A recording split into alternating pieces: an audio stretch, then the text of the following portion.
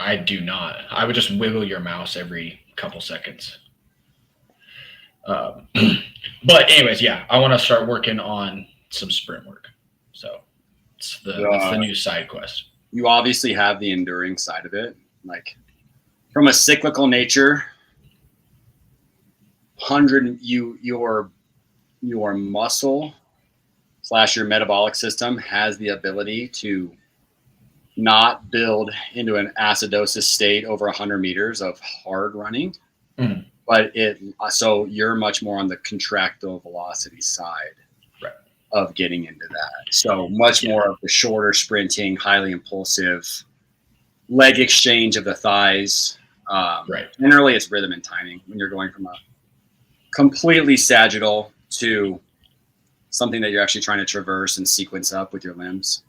Yeah, I'm going to take a super duper slow build to it. Like I have no desire to, like I'm not going to run out and buy spikes. You know what I mean? Like I'm like A skips, B skips, like drills, little side to side work, lateral stuff, all of that. And then I'll really start to get into it. Just playing with the act of accelerating and decelerating and turnover. I just want to have fun with it. I want to do something different. I feel like it was the decision between doing that and then doing like a 10K. And I mean, as you know, I've ran long so much of my life. I was like, I have no desire to do a 10K. Getting better at sprinting right now in your life will improve your 10K more than training for a 10K right now will improve your sprinting. Whereas that's not the case for everyone. 100%. Like literally someone who hasn't ran in 5-10 years, probably training for a 5K or a 10K would be better off for them. Strictly from the standpoint of the overall metabolic response they're going to get is going to be a little bit healthier for them. Right. Yeah, for sure. Cool. Well, that was a great way for us to start going live. I just snuck that in on you and hit live. But anyways, first of all, thank you for doing this. You're the man. We've talked about doing a podcast or some sort of a podcast episode together for like 4 years. And this is the first time we've actually done it.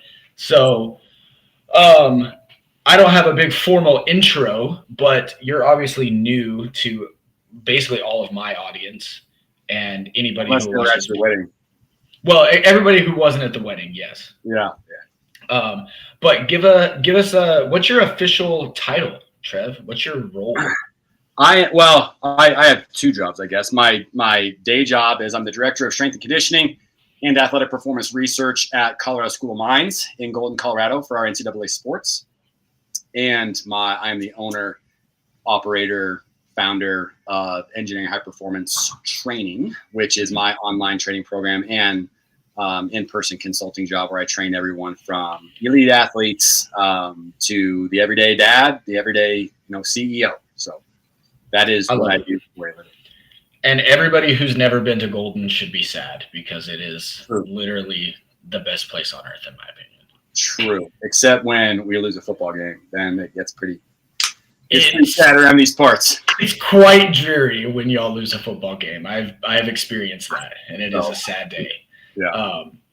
Cool. So I wanted to start with how did you just a little bit of your athletic background, how you got into being a strength conditioning coach, and then how that kind of led you into CrossFit, because I think that will also cover how we started talking and the origins of our friendship and give a little bit of context for people who listen in terms of your background. Yeah. So quick warning for everyone listening. I definitely, you get me on the trains. You got to be careful of the train won't stop. So with respect to details here, I played football. I did all sports growing up. Played football in college, actually here at Mines, studied to be a mechanical engineer with an emphasis in biomechanics. I broke my back, compression fracture, L4, L5, L5S1 of my vertebrae. I was diagnosed with spinal stenosis, something I had lumbar spinal stenosis, something I had actually had since I was younger. I'd actually been acutely paralyzed for 30 plus minutes multiple times in my life. And I always just chalked it up to, freak things happening. But it wasn't until I was 21 that I was diagnosed. I just bent over and I hit someone and it compressed my spine. And just the most appropriate way to augment the effects of my spinal stenosis and fracture my spine. So after that, I was advised to, dang it, there it was. Good. You're here. Yeah, you're here. After that, I was You're advised good. to not play football anymore. So I medically retired from football. I was just blessed by the grace of God. My football coach here said, you know, Trev, you have an impact on this team. I would hate to see you quit. So why don't you stay on as a scholarship player or as a scholarship coach? As a coach, you know, respectfully, I have no interest in the X's and O's of the game. I love the game. I love watching the game. From an analytical standpoint, I have no interest in being a coach. He's like, well, you've always kind of liked the weight room. Why don't you just hang out in the weight room and, you know, you can still get your scholarship and coach will have your own warm-ups and stuff. And I was like, that sounds great. So I did that for my final 2 years or my final 3 years of college here while I was on the team getting my scholarship. And I'm just so grateful for those times in my life because even though I didn't know it at the time, and this kind of speaks to a greater whole, you know, more of a lifestyle, but just my posture of physically being in the weight room planted a seed deep down in me that didn't actually blossom until after I was done with college. So I left college, and honestly, I had no intention of being a performance coach. I went and I worked as an engineer in South Denver, suburbs of Denver. And again, just by the grace of God, I woke up one day and I was like, is this it? You know, making a ton of money, you know, living in the suburbs. And I just had I had that itch to scratch, and I didn't know what that itch was. And I reached out to a local private high school that I knew had a lot of money. Ironically, a lot of prominent football players have gone to that high school. And so I called him. I was like, hey, you guys got a need for an extra performance coach? I've been doing it at the college level for a few years. And the man that responded to that is, you know, one of my mentors to this day, more so in faith than anything, but he got me the start. So I volunteered there as a volunteer performance coach, both before and after my office job for a few years. And then my head coach here at Mines left to be the head football coach at University of Montana. So he got his first big time job, which left a void for the strength and conditioning coach here at the school of Mines. So I had some colleagues that had stayed around that had coached me that didn't go to Montana. They called it was like, hey, we heard you've been doing some strength and conditioning. You want to come just run the football team? And then long story short, I did that for a year volunteer. And then that turned into the director role here, which I've had now. I left engineering over 10 years ago. So I am just so thankful. Again, only by the grace of God, you could write my story of how I got into this position here. So I've been doing that for 10 years. And going into 2020, I'd kind of hit a crossroads in my life where, you know, I was the strength and conditioning coach here, but I wasn't scratching any sort of that analytical itch. Most of my first 5 years had been spent building the department here, not actually getting into the X's and O's and what I wanted to get into and where I knew I had an advantage over other strength coaches in terms of I did not grow up in the internship brotherhood, stock and chocolate milks. I learned and I had to prove myself immediately from what worked. And, you know, over my time, both as working as an engineer and like kind of training on my own, I got into various different methods. I had always been a sprinter, you know, growing up. So I had that track background, but I actually harnessed that and had a couple connections locally with USA Bobsled. And I had trained with them a little bit to do a bobsled combine. And in the middle of training for bobsled, I found out I was just naturally really good at the Olympic lifts, just using them as a tool to train for bobsled. And then I was like, man, it's way more fun just going in and lifting, you know, weights every day than actually adding the sprinting component to it. Cause I was pretty burned out and I had 2 torn hip labrums at the time. So sprinting was really taking a toll on my body. Plus I was weighing closer to 220 pounds, which my natural, like right now I weigh under 200 pounds. My natural body weight is a lot lighter. Mm-hmm. So I got into weightlifting around 2017, 2018, and I taught myself the Olympic lifts completely 100% from the ground up. I used Greg Everett's old Catalyst videos. I did not know, I had never done one in college. I did not know how to do a squat clean or a squat snatch. When I got into it, I could just grip and rip a power clean. So that was a journey, and that led to I did that competitively to the point where I think when I retired from COVID, I didn't go to nationals, but going to nationals that year, I was, you know, in nationals, I was ranked top 30 in the country, and that was just doing it recreationally and weightlifting. So then I was like, my wife. I feel like there's a pause that needs to happen there. Yeah. I taught myself the Olympic lifts, and I was in the top 30 of the country. Just just so that can simmer with people in their mind in terms of the ability to analyze movement and then implement that on self. Totally. And That's a big deal. well, I appreciate that, but I was just results focused, and Right. something I've been blessed with was that I'm not good at a lot of things, and I don't like to do a lot of things, but the things I like to do, I will do those things relentlessly. And I've never had the urge to, be inch wide, mile deep. Mile deep, inch wide. I've only had all right, I'm saying that backwards. I've only ever had the urge to be mile deep, inch wide in anything that I do, not, right. breadth and shallow. Right. So I did that from a weightlifting standpoint. And my wife was pregnant with our first child and going into 2020 before COVID. And I was just like, man, I don't even want to go on a walk with my pregnant wife every night. Like, my body is hurting. Like, I had been training in a CrossFit gym for, doing my own thing with my buddies who were doing CrossFit. I've been missing out on the Metcons. They didn't look fun. I had been doing my own thing, training alone for years and years and years. And it just kind of came to a head. And I was just like, I'm kind of done with this weightlifting thing. And started to like loosely pursue bobsled again. And then COVID hit, and I was like, well, there's a dirt track outside my house. We're banned from going into work. And I just started running, getting back into the track. And then I had always known of him, but then I really dove into, old Rich Froning videos, and I just wanted to be rich every day in my garage. Right. And that's when I found CrossFit. And I'm so thankful. At this point, you and I had a relationship. Yeah, we had years prior. Yeah. Yeah, we had met a couple years prior, but we met and then didn't really talk. Right. I actually remember the first time I reached out to you seriously was for nutrition for getting out of weightlifting and into CrossFit. Right. And I was sitting on my father-in-law's couch, and I just remember being like, yo, I asked Tristan like a very simple question, and he gave me completely for free world-class knowledge and response. Like, this is my guy. And I still have the notes. I was going to pull it up for the podcast, but I still have the notes you sent me. It was like in sometime in 2020 where you sent me for my first ever, this is how I'm supposed to actually eat. I can't eat whatever I want anymore. Yeah. Your biggest testament was from the start of COVID when we left Mines so that was March to September when we were welcome back at school. The amount of people that this is great podcasting content. The amount of people who look at me and be like, what happened to you? Uh-huh. And that was in a 6-month span. And all I did was just do exactly what you told me to do in eating. And I couldn't do any of the high skill stuff in CrossFit. So I just scaled everything. And I did it in my garage, but I did it every single day. And I didn't wear myself down to the ground.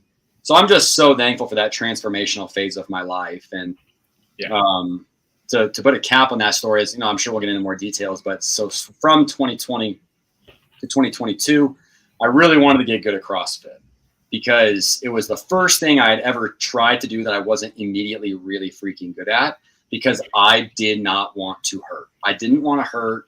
I could do the high skill stuff after teaching myself for, a few months, but I didn't want to hurt and I didn't want to go to the dark place. And I was just so much stronger than everyone right away that my barrier for entry into the sport, and this is probably a lesson for everyone. If you're strong, your barrier for entry is so low. Oh, it's like so low. It's barely there. Yeah. And when you're a hammer, everything's a nail. But that's kind of how I treated training. And I've taken so many little tidbits from you.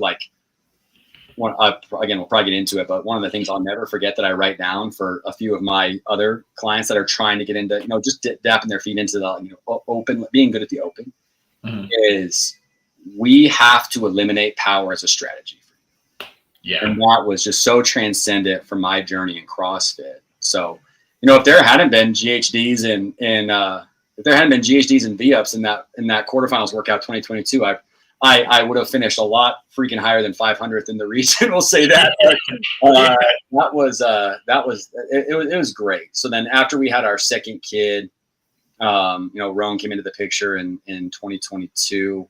I kind of moved into fitness for life and I started engineering high performance in early 2023 where, my whole slogan is, everyone's an athlete in life, and you can train to be elite at it, or you can sit on the couch. And so I've used a lot of CrossFit methodology for my own programming for everyone. And I still dabble into plenty of Metcons when I can, and when I have the time and space, because for me, it's one of the best ways to express your built up fitness. Because if you're only just ever doing single modality strength, bike conditioning, you never actually, or skills, you never get a chance to express those through a funnel of fitness. And I do think that that's something that CrossFit brought to the table that a lot of people will point fingers and laugh at, but I'm certainly grateful for it to this day. So that's the genesis of my last 16 years of my life.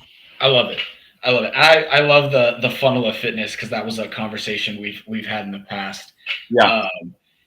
And I think before we kind of go, I want to get your thoughts on some questions and things like that. But some people had reached out to me after we scheduled the podcast and were like, who is this person? And I said, I don't think mentor is the right word, but I think conversations you and I have had teasing out physiology and adaptation and training definitely have been limitlessly helpful in my development as a coach, a performance coach in CrossFit. Oh, same. And it's, I mean, you and I have had multiple hour-long conversations for no reason other than we heard something and wanted to talk about it because we weren't sure what it meant. Or there was a time in my life where there was an extended time in my life, like years, where I talked to you more than I talked to anyone else except for my wife. And you live in Houston and I live in Denver. Yeah. Many long phone calls. Other than my wife, truly, you are the person and honestly, in aggregate, over the last probably 6 years, you still are probably the person I've talked to. And almost everything that we talk, I mean, we just speak the same language. This is true. We do. There's no language barrier there. And right. I think that, that's how you actually sharpen the sword of coaching and performance is, you're always trying to dive deep into the intricacies of not necessarily someone who knows a lot, but someone who it's their life. Mm-hmm. As an analogy, people say, what are your priorities? And I used to say, it's my faith, my family, and my fitness, but it's my priorities in life are my family and my fitness. They're written on this canvas of faith. I can't even describe, what my faith is to me. And that's kind of what, when we're talking about fitness, it's not like we know a lot about fitness. It's like, it is literally who we are. It's what we breathe. It's ever moving flux of input, turn into something we can comprehend, test it, output, come back in. So I think that, for lack of a better term, certain people have been anointed in the space of actually being able to take in that stuff. And that's probably who you see, coaches like yourself who have taken plenty of people from seemingly nobody's, obviously incredibly talented people, but taking them and then move them on to some really, really successful careers. So it definitely helps being a good coach if you're obsessive. Absolutely. That's for sure. So what are some of the things you've had this full transformation, right? And that I'm very passionate about kind of bridging concepts and conversations between the strength conditioning world and the CrossFit world, right? What are some of those things that, as you dove more into CrossFit with your strength conditioning background, with your engineering background, that you were like, oh, I can use this here. This makes sense for this group of people from the CrossFit world to the strength conditioning world. And then also, what are things that you took from the strength conditioning world as you started to write CrossFit training and CrossFit programming that you were like, I'm never letting this go because this has so much value for this as well? CrossFit to athletic performance would be creativity of energy system training. And so many of us who, hit our stride in the early, 2010s, late 2000s in this field were taught one of 5 methods. There were really 5 pioneers of creating athletic performance templates at that point in time. Obviously, the field has been around a lot longer, but people had taken it and they had built it into these repeatable templates. And that's why I'm so thankful I wasn't bred in the box of performance, and I was able to take all these things and see what worked for me. Mhm. And creativity in conditioning is one of them. And that is every piece of information we have on exercise physiology was researched tens of 20s of 30s of years ago without a contrasting ideology or without a contrasting idea. It was, does this work? Bias the research. Yeah, it works. Let's go with that. There was never a this works greater than this. And obviously, don't come at me, research people. But if you actually look at it, and this is a different conversation why I got out of pursuing my PhD. But when you get down to it, everything is biased towards what someone thinks that they can prove in a standard of academia. So when it came to athletic performance, it was 3x10, 3x12, 4x8, et cetera. And then they transcend that into conditioning methodology where it's single. So for example, for the longest time, the only way that you're conditioning an athlete the right way is either high-low method, right? The Charlie Francis high-low method. It's either 65% or below for more sustained efforts in the aerobic system, or it's 95% plus in the completely alactic system, right? There's never this gray area. Whereas, if you just watch a football practice, because as performance professionals, another common misconception is that we're getting athletes ready for practice. We're not getting them ready for a game. I have to turn the football team over to coach in August with a augmented toolbox for practice. Okay. Yeah. There are things that obviously we want to transcend to the global performance of the athlete. But for example, or I guess I digress back to the conditioning side, that it was always, all right, we're going to run 10 100-meter tempos or 100-yard tempos. We're going to do that in 24 seconds, and we're going to rest 3 to 1. Okay. Well, the problem with that, when you get down to it, is that athletes at some point have to feel like they're exercising. And if you're only tapping the polar ends of the spectrum and you're prioritizing rest to the point that no matter what, we're not going to sacrifice output, that's great for building the polar ends, for building the wide base of a sustainable aerobic system and building the high peak pyramid of maximal power output. But if you watch a practice, so much of practice is spent in the gray area, in the 75-80% runs. Right. And getting creative in terms of how you're actually conditioning a session has been leaps and bounds important for me, even from a standpoint of, hey, when you're looking at a whiteboard for a Metcon and a CrossFit workout, there's an orchestra, there's a symphony of beauty looking at that whiteboard that has to be aesthetically appealing to someone looking at the workout. And they're going to be like, oh, that looks fun. I'm going to do that. Right. And that's the exact same thing in collegiate strength and conditioning. Even when I'm writing up, an upper body volume day, it's like if they see 3x10, they're like, bleh. If they see 12-10-8 max or 12-10 max, they're like, right. Even though it may not be theoretically what we want, you have to at some point make the athletes feel like they're working out, because the stimulus you're desiring is intensity, and they're not going to give that intensity if you're not making them feel like they're exercising. So I would say creativity and energy system development be number one.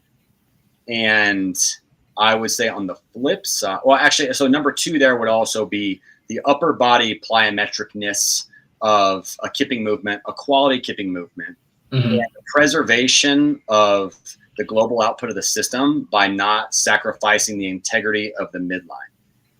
Did some deep dive into this. If you guys don't know who John Matoka is, he's literally the greatest college quarterback of all time statistically. He played here at Mines. He's 5'10" on a good day, $170 on a good day, so you won't see him in the NFL, but he's been gone here for a year or two. John changed my whole outlook on quarterback training. John couldn't back squat to save his life, didn't like to clean, came in as a true freshman and was a conference player of the year, regional player of the year. We went to the Final Four. It was, immediately I was like, all right, this guy's a guy. I'm not going to do anything to hurt him, right? One thing he liked to do, if I said, all right, John, let's go do a workout, he would do some medium effort running, but then he would do a ton of abs. And I would just watch him play, and I would watch him play, and I would watch him train. And this guy would get to the point where he could hold a hanging L-sit from a pull-up bar for 30 plus seconds, and then got to the point where he could hold it close to a minute. A hanging L-sit. There would be obviously a little bit of knee bend, but that's I can't do that for 10 seconds. Yeah. And the integrity of his midline was so much so you see it translate to the field. This guy's 5'10", again, maybe 5'10", maybe a $170. He would get smacked by, college linebackers, and he wouldn't fall down, and he would put them on their backs. And so I just did some deep diving into that, and I developed a little bit of a analysis for training the trunk and the midline and the preservation. We're blessed here to have some biomechanical technology where I can look at how much energy leak is occurring from ground through ball. And John was the highest percentage of preserved kinetic energy from ground through ball that I've ever seen, and it's honestly not even close. One, that might be his throwing mechanics, but two, there's obviously preservation of energy through his midline. Yeah, I think that's just a wonderful point about like the midline being the connection point between the upper and lower body, right? Like, And ironically enough, to throw that back to a CrossFit term, somehow Greg Glassman stumbled upon that when he created CrossFit freaking 2000 whatever, core to extremity. Yep.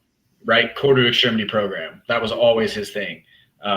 If you're that's cool with Gary Gray and the Gray Institute, he has a term, the phi pelotroncularis, and that is from the femur through the trunk, through the torso, through the humerus, and then you say through the fingertips as well. It's like the power that's going through there. If there's anything weak in the midline, that's going to create an energy leak. And that's actually, if anyone watching this, pays attention to American football at all, that's Patrick Mahomes' trainer. That's kind of how he trains Patrick Mahomes, like strictly through this idea of understanding that force starts proximally, moves distally. Okay. Right. But where your center of mass is proximally is where those energy leaks are going to occur. So for me, I took a lot of when I was learning how to do bar muscle ups and kipping movements, et I took a ton of those progressions. Hand release pull-ups, including upper body plyometrics, where I think it's pretty common to have your shoulder in compression in an upper body plyometric, but not as much with your shoulder in tension. One, obviously, from the aesthetics of it, from the eye test, it looks a lot more a lot riskier than a plyo push-up. But then two, I don't think a lot of coaches, strength coaches, these giant-headed meatball strength coaches have any idea how to move their body through space.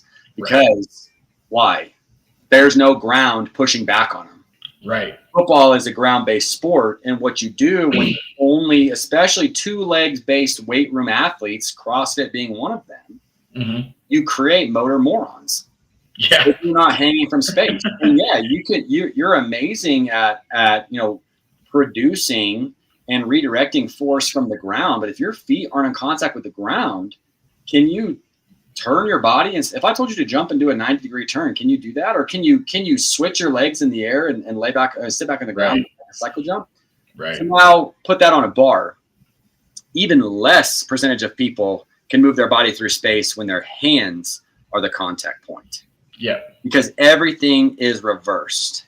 And now it's moving down through the chain through your toes. So what I was just finding is that, hey, if I have athletes, hang on this bar and we're really working on proprioception from hanging with shoulder intention, like I was seeing just from a simple test of like midline strength, guys back, our back injuries on our injury report were down like 200% after the first year of incorporating that. That's amazing. The sore backs for our skill guys, big guys still get it because they weigh way more than they should. Right. For our skill guys, like just general back soreness was basically gone. So I still remember being at the mall here, and with my wife, who you know very well and have coached her before, and she's getting something. I'm supposed to be buying something for myself, which I'm terrible at, and all I can think about is needing to talk to you, because one of the issues with ladies and legless rope climbs is I would watch them do legless rope climbs, and I was like, they don't have any freaking idea where they are in space. Right. And I had this idea to start making my athletes jump on the rope and just swing around for like 5 minutes before they try to do anything on the rope. And I called you and was like irritating my wife. I was irritating my wife with it because I was like, I have to talk to him about this, because this sounds so stupid to ask people to do, but I think it's the right thing to do. And you were like, yeah, totally. This makes perfect sense. I remember. Like, okay, cool. Oh my God. Oh my God. Yeah. Yeah. Yeah, those are usually how our conversations go. Yeah. So actually, to that point, I guess it's July 1st. We've been off this week, but now I can put in my new equipment order for the year. I'm ordering ropes for our weight room, strictly from a standpoint of now we've been doing it for 2 years on a fixed bar with, hands pronated, hands neutral.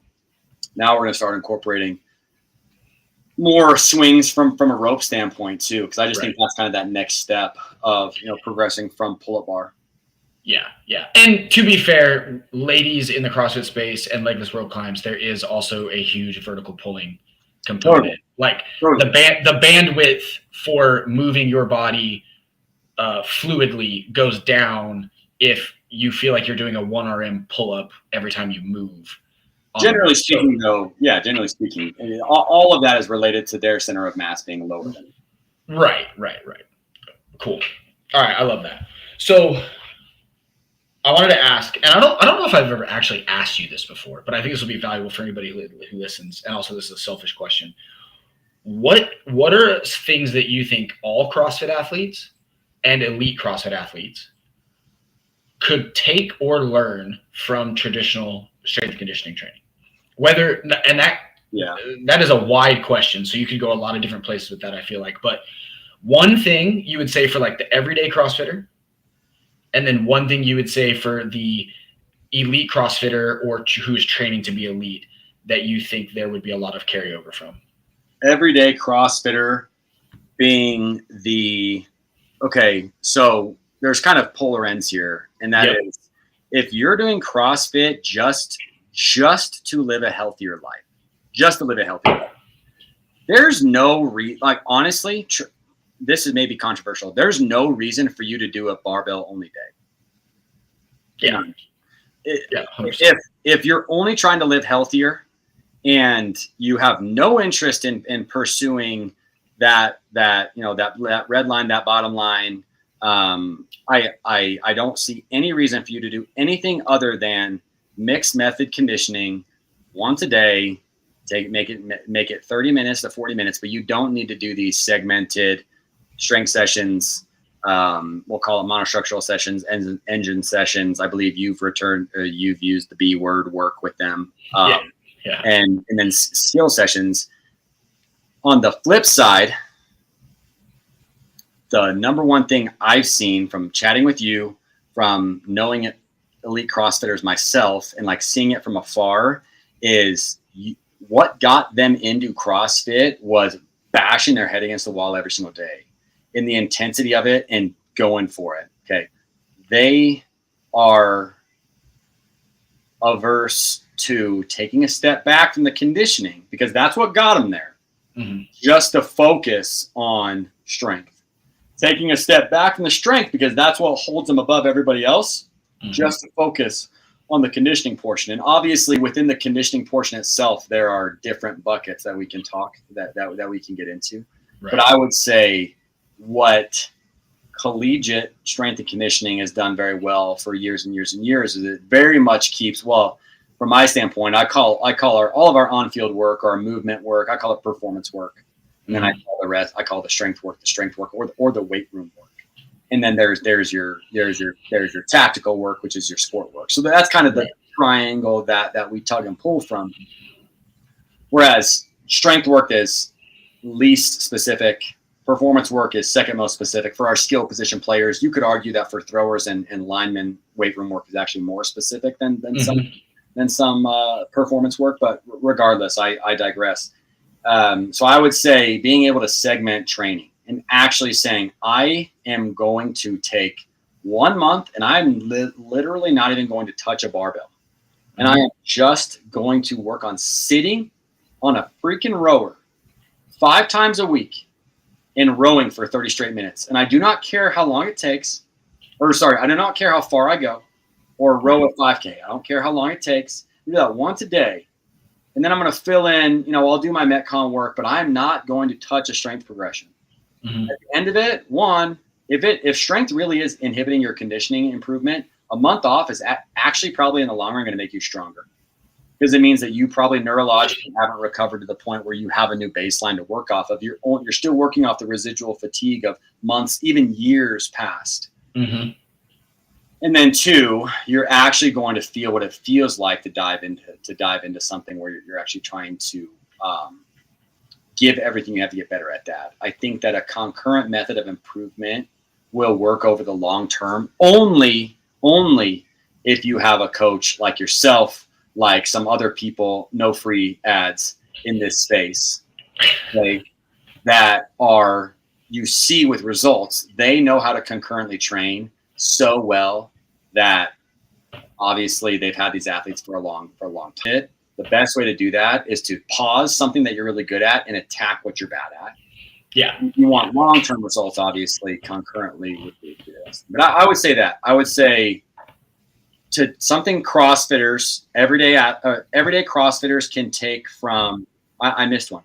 Something everyday CrossFitters can take from the general strength and conditioning world would be, let's see. So just let's just say Joe Smith going into the gym every day. Okay. So would be on the flip side of what I said earlier, actually trying to make yourself stronger.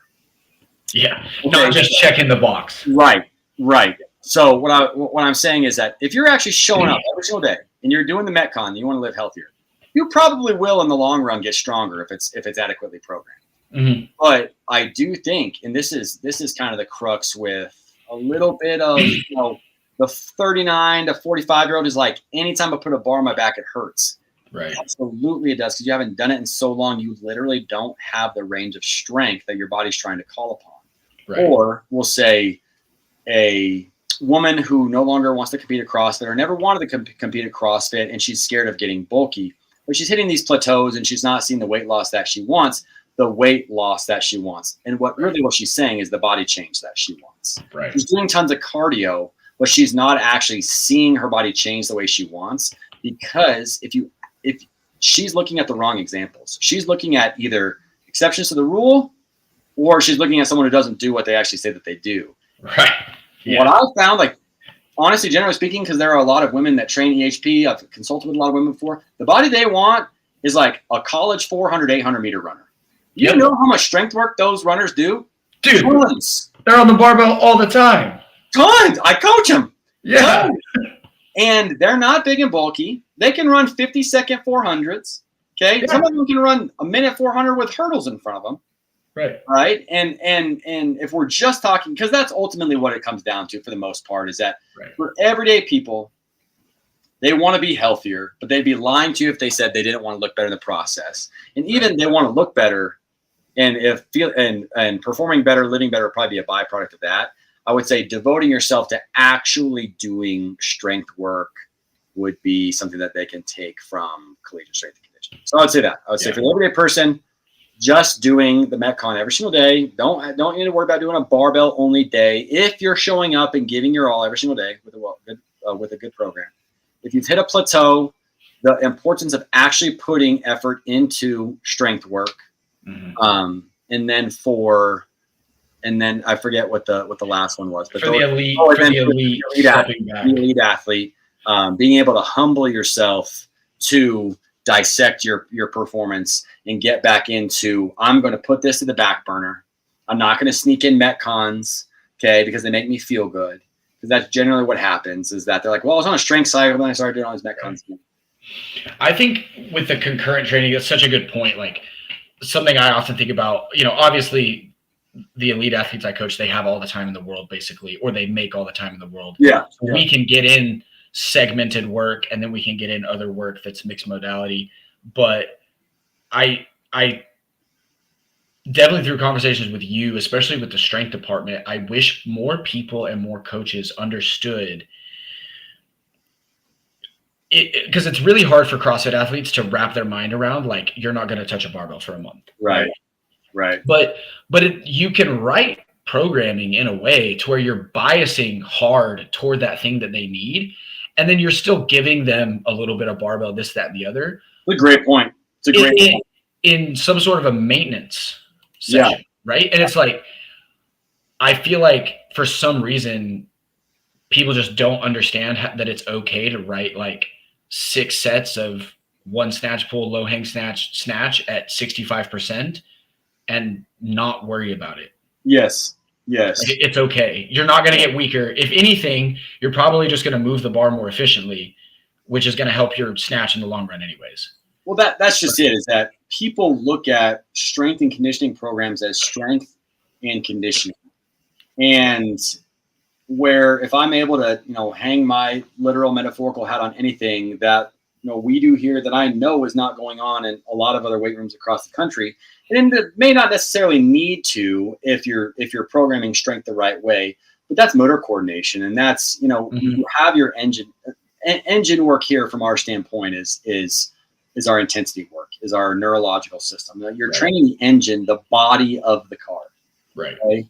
But what we call our proprioceptive work, or our motor unit work, we're training body through space. And yeah, just like you said, we're not necessarily challenging them to the degree that they're going to injure themselves. But after a heavy back squat set, they're going to go do split jumps with a double cycle or a single cycle. Right. Because they're challenging that neurological component to it. And that's the exact same way in CrossFit, is that it's not just strength and conditioning. There's a component to it that if you can maintain or even improve the way, I think CrossFit refers to that as movement. Like your barbell cycling, if it can improve half of a second over the course of a workout, you're saving yourself seconds and seconds and seconds, and maybe even minutes in the long run. Right. And there's also always the trade-off of even if you're not necessarily moving the barbell faster, if you're moving it more efficiently, your movement economy is better. That's invaluable in a workout, right? Yes. This is a good segue to another question I had. What would you say is one of the biggest mistakes elite or aspiring elite CrossFitters make with their training of the Olympic lifts?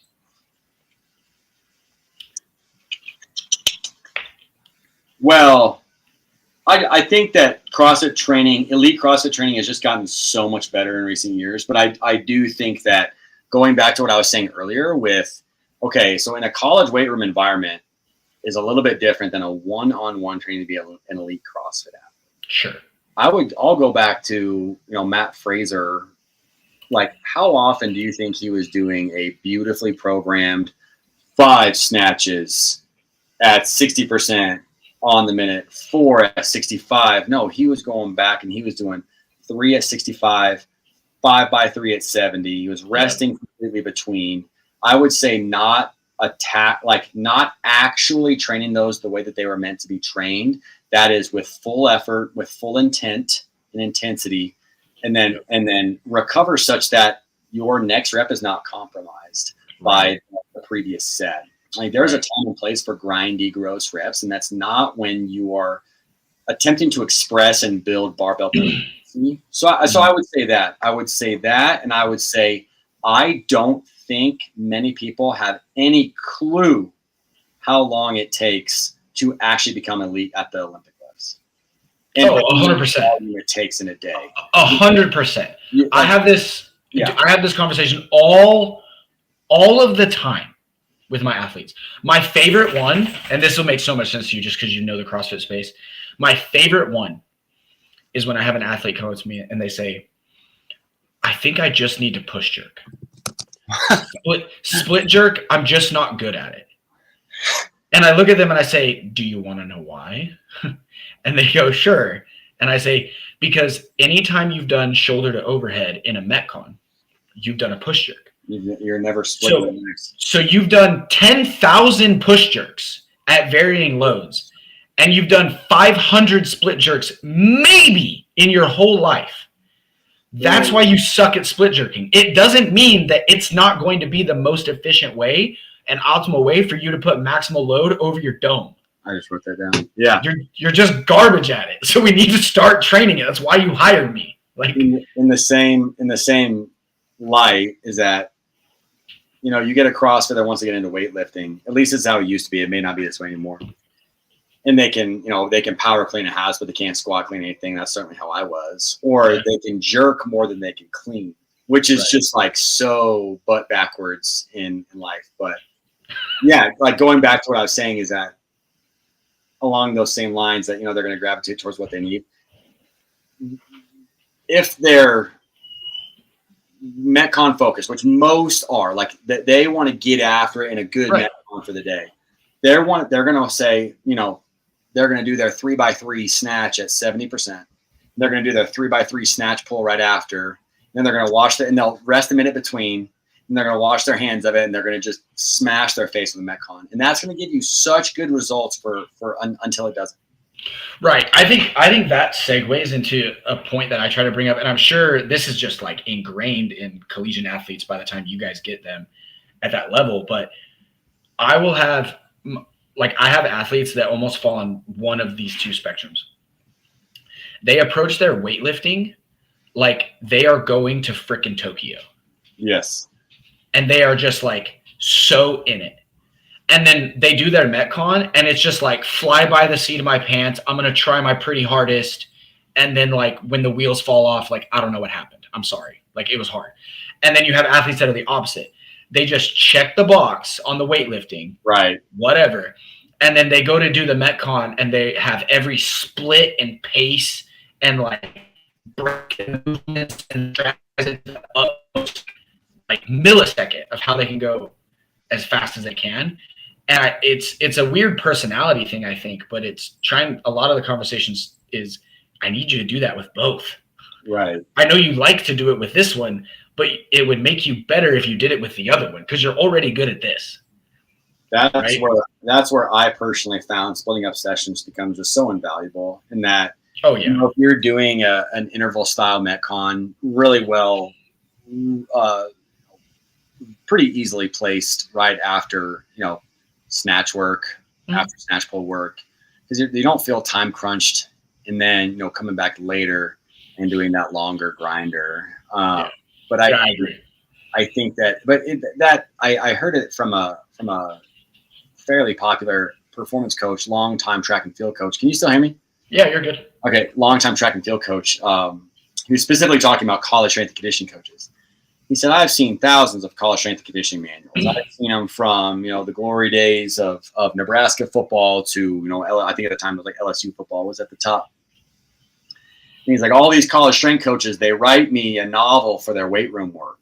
And it's this Mark Twain, beautifully progressed symphony, beautiful symphony of how you're going to get stronger. And then you hand me a Reader's Digest for, you get 5x10 sprints outside. And that's something that stuck with me for a long time. And I actually still get, those who don't know. So I get a lot of pushback from, so like our athletes will go home and they'll train for May before they have to come back here in June. Uh-huh. And now they'll be like, well, my private coach said that, he thought that maybe adding some stuff to the weight room work would be good. It's like, so I did a couple more sets and all that stuff. And I was like, oh yeah, what do you say about the performance work? Oh, I didn't do any running around there. Yeah. And I was just like, because for whatever reason, I think generally and I'm speaking the same thing that makes probably most football players, but a hard 50% of CrossFitters who they are is because they love the weight room. And those are going to gravitate towards that strength work. 100%. Whereas on the flip side, you get like the Metcon prone people and the people who can just grind who, you were probably one of these yourself where you're like, yeah, I got 5x5 on the back squat today, but man, I got 50 thrusters per time. So we're going to do 185 on the back squat. Then we're going to burn that down. I actually think the first workout I ever saw you do, it was with Blue Tights Bro at Blue Tights Bro. It was at the CrossFit gym that doesn't exist anymore. Yeah, Bay Area. Yeah. And I remember I was just like in the corner doing power cleans. And you were doing some qualifier or something, but I remember it started with 50 thrusters at like 135 or something. And I just remember you were just like, we're going to burn it down. And I was like, dude, probably do some more strength work. Yes. I mean, you were right. I was happy in the corner, and I don't think I'd ever done a CrossFit workout in my life. I think we were doing qualifiers for something. Yeah, I'll literally never forget that. And yeah, I remember being absolutely unwell. No, I mean, I learned those lessons the hard way. I did a good job in my own athletic journey of I did approach the strength work I did with intention.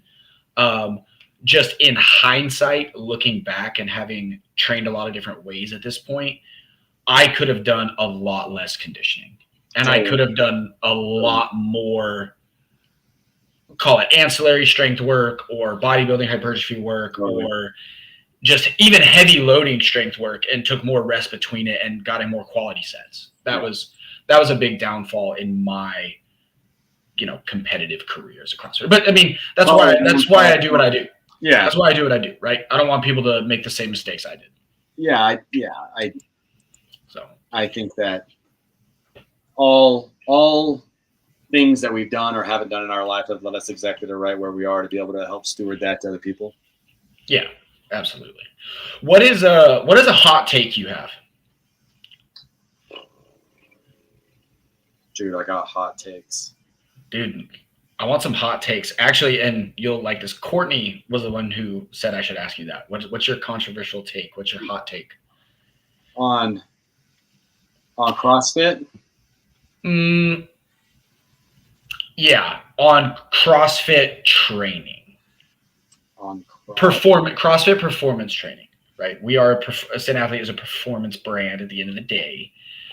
But I know you've got some hot takes on that too. We can go into another hot take after that as well. I think, well, the one that immediately comes to mind is that if you're actually trained to be an elite CrossFitter and you have a Metcon planned every single day of the week, then you are not actually trained to be an elite CrossFitter. And what I mean by that is like your day is structured around one balls to the wall Metcon and the rest of it is just plugged in. I would say that. Right. That you don't actually have any idea what you're doing to yourself in the long run.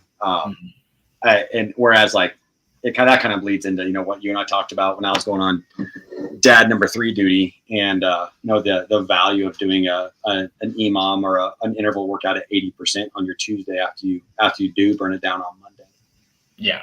I would say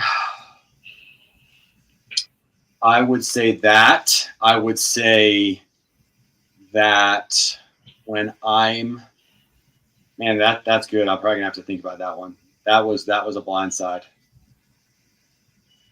I would say this, and this is something that I have learned from a future guest of yours that we talked about. I don't know if I can say his name, but with the way he laid out gymnastics programming. And so sick. The long-term progression of gymnastics programming is, I would say, most people are probably leaving 25 to 30% plus gymnastics potential on the table without an actual periodized. Like if you don't have a gymnastics periodization, there's obviously like if you could do 50 straight toes to bar without getting off the bar, you're good. You're good, buddy. It's like, if you can power clean 150 kilos, like you're good. Okay. But I don't think most aspiring elite CrossFitters can do that. And if you don't have an actual periodized gymnastics program over the long term, then you are definitely missing out. And then I would say those are the 2 that immediately come to mind. Yeah. You give me a few more minutes, I can definitely think of a third one. I think the gymnastics periodization, that's gold, because I know what you're talking about because I know who I'm going to have on. And when I had that conversation, I was like, oh shit, this is good. Yeah. Like that is solid stuff. What was your first one? The Metcon. I think because the sport is the training, it is such a mental hurdle for people to go do a training piece not at 100%. I actually remember, what's funny is that we could talk about hot takes. One of the first hot takes I heard on CrossFit training was you posted on your story in probably 2018. You're like, most people don't need to do a strength progression if you, given that you don't have a lot of time. Kind of what I was saying earlier. Yeah. Just do the Metcon, and you're like the volume over time, the tonnage over time is going to make you stronger. Yeah. I remember you saying that. Yeah. I mean, I stand by that. I agree with that to this day. It's not like if you're training to be an elite athlete in the CrossFit space, that is obviously not optimal. But right. I do, even for people who are aspiring to be elite, especially if you're not in like an off-season period or in a down time period, like if you're in comp prep, if you're in a comp block, if you're in season, air quotes, for the CrossFit season, if you're writing mixed modality pieces that are using a moderate to heavy barbell once a week or twice a week in a smart manner and are moving through different movements, I just have seen it too many times that you can pull back on the weightlifting a little bit in that time period and people still have the ability or improve their ability to express maximal strength. Absolutely. Like I've just seen it too many times at this point that I don't know anything short of the almighty would change my mind. Absolutely. And I think that is a good point, I guess, to bring up that you and I have talked about a ton. And also shout out to Garage Strength, Dan Miller. It's impulse. It's impulse.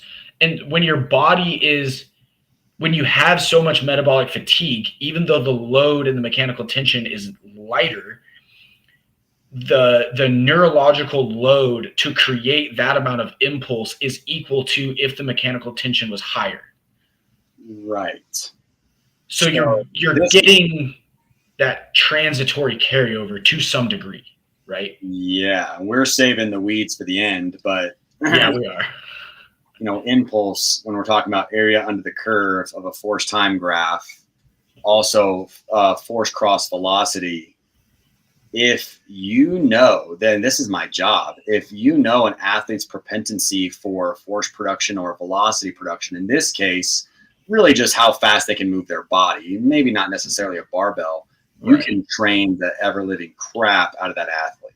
Mm-hmm. So, like, specific to the sport, is that your job, Tristan, is to take someone who could snatch 315 pounds and make him a better runner.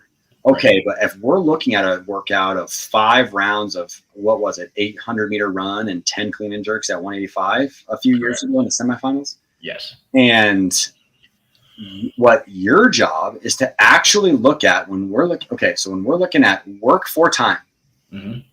How am I taking this athlete's God-given ability, not like necessarily gaming the workout, but like God-given ability to maximize the work over time here, which breaking it down is the impulse of every single rep.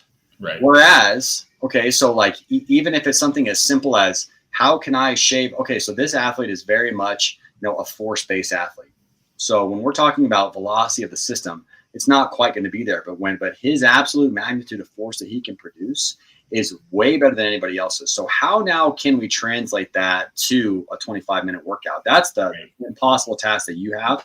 But I do love how Dane describes that, and he's not even like a CrossFit guy, but he applies that to the athletic performance sector. Which the more split second it is, the a little bit more apparent it becomes as this athlete a force or velocity based athlete, and it's more about the implement that they're moving, not necessarily their body weight. But I think you and I have talked about that, is that basically every single workout is something for time, right? Like something for time, and it's at the end of the day, we're trying to improve the velocity of the system. Right. Period. Rate of movement, rate of travel, however you want to, velocity. Like people will say work, which is obviously or power, which is work over time. But it matters. Like, and as you get better, it matters in the way you can preserve it to get a stimulus that translates to a more open-ended model like that workout. Right. We've talked about this before, like a classic CrossFit workout, and I've talked to my athletes about this. We talked about this at Ascend, like a classic CrossFit workout, an open workout, a semifinal workout. That is a scrimmage. that is a game, right? Like that is not how we need to necessarily train all the time, other than for athletes to learn how to play the game. Yeah. Right. Yeah. Yeah. And I think I'm glad we saved the weeds for the end. But I part of the reason I wanted to have you on, part of the reason I want to have a couple other guests on who are in your more realm, I listen to people like Garage Strength and things like that because I'm just a nerd. But the beauty to me for athletic like performance coaches in the strength and conditioning world is you guys are so freaking dialed in on the physiology side. Force, time, velocity, work, like all of these things, right? And again, it's principles of physiology. Right. And all of that stuff, it's a human movement. That stuff translates to what we do in CrossFit. You just have to understand it and then know how to implement in a CrossFit setting. But those principles, like, and I think that's just something that is just lacking for a lot of public conversation. Like, I know there's super smart coaches in the CrossFit space who know all the shit that we just talked about. This isn't for them, right? Like, I think there's a lack of public conversation about this stuff in the CrossFit space. Yeah, I think that for the longest time it was, well, that stuff won't work for us. And if you look at all the people on the podium who have been there for years, they all take the same sport performance, strength and conditioning principles that have, we'll call it, biological physiology that's been applied for years. And right. They get really good at those things. Yep. All right, my man. We just crested an hour. I'll let you get off here. I know you got a busy schedule, but where can people find you? Because if they're not going to follow Ascend, I want them to follow you. So where can they find you? Trevor.Florendo Instagram. Currently, kind of rebranding and trying to grow the online coaching business. But more than anything, I'm just trying to profess my faith through fitness. And, my ministry right now is, or I guess what you call it, my Instagram page is kind of my muscle ministry, is just trying to connect and fellowship through faith and like-minded individuals, and specifically men, trying to help men stand strong in their faith, but also equipping them with the tools to be strong in their fitness as well. So Trevor.Florendo Instagram. I'm kind of merging my old coaching page over there now. And if you're interested in faith and fitness, let's go. So, and father of 3 humor. Father of 3. He is. Your schedule, and when I do randomly call you, the things you say, you're like, oh, I'm doing this and juggling 2 kids. Remember when y'all were texting and I was like, kid pooped in the shower. And then you called me again. It was like, kid pooped in the other shower. And then he pooped in the third. All 3 showers had poop in them. Dude, that is a core memory, that phone call. It was so good. So, all right, man. Thank you for coming on. All right.